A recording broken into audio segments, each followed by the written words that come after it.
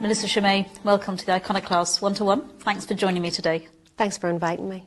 You were on the Iconoclast Roundtable, and what you said had everybody pretty spellbound at the end of that. And we've had tremendous feedback from those who watched that show, and people really wanted to know more about what you were talking about. And obviously the key message that you were giving was about the vaccine passports. So what's going on? They're not vaccine passports. They are data passports. They are participation passports, but there's no medical reason behind these. If I had come to you 2 years ago and said, here's what the government want to do. They want to give everybody a chip. They want to put all your medical data and all your financial data onto that chip. That will be your complete ID, and they can control you or shut you out of society from that. Ideally, they'd like to put a quantum tattoo so that they can remotely medicate you. That sounds absolutely insane. That's the road that we are going down right now. This is about a financial reset because the fiat currency has failed like every other one has before, and in order to keep the game going, they need a new financial system.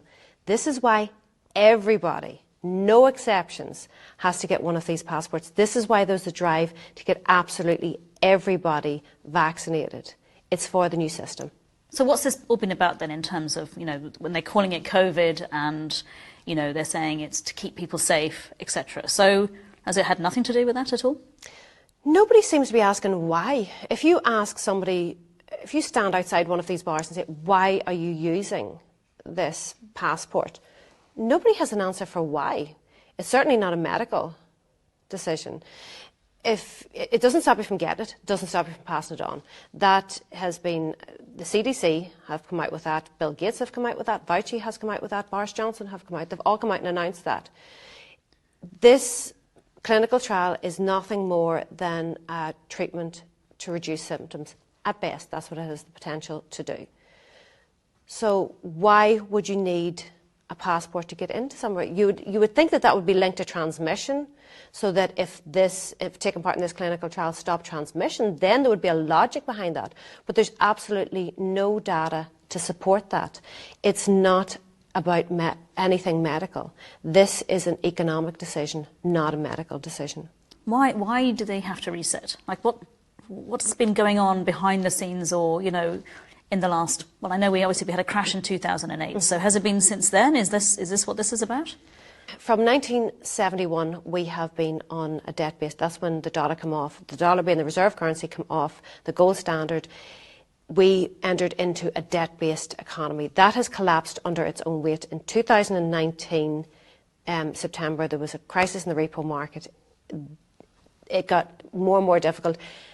That could have been manipulated. There was liquidity pulled out, but that's a different story. So it's an interesting timing, though, isn't it? I mean, September 2019, and then the next thing we know. Yeah, you had the Bill Gates event 201 after that.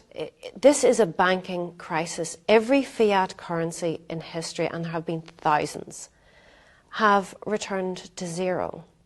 This is where we are. With the pound and the dollar have already lost over 99% of their value. They're just going to eradicate the other 1%. This is why the money is being printed. The money is being printed so that the central banks can give it out to the hedge fund companies, asset management firms. They're buying up all the actual assets while we are being paid to stay at home and say nothing. So the central bank, because what I've heard about obviously is a central bank digital currency. Mm-hmm. What's the difference between that then and a fiat currency? Like if this is another reset, is it going to be the same story, or is this going to be different? The central bank digital currency is the end game. Okay. Along with totalitarian control. In order to bring in a central bank digital currency, you need a digital ID. In order to bring in a digital ID, you need these passports. That will all be combined with a social credit system and a carbon credits system. Central bank digital currency has all the good aspects of a fiat currency for the government and nothing of what is good for us. The only benefit we have of a fiat currency. A fiat currency is basically, it's backed by nothing. It's a currency because the government say it is so. What we gain from that is privacy. That's what we are going to lose when we move into a central bank digital currency, and they're going to have complete control over every aspect of our finances. They can dictate where in the economy that you can spend it. They can say that you can only spend it in essential goods or on rent. They can fine you at will. They have complete control over every aspect of your finances. Now, when you link that into a social credits concept, they can sanction you or reward you.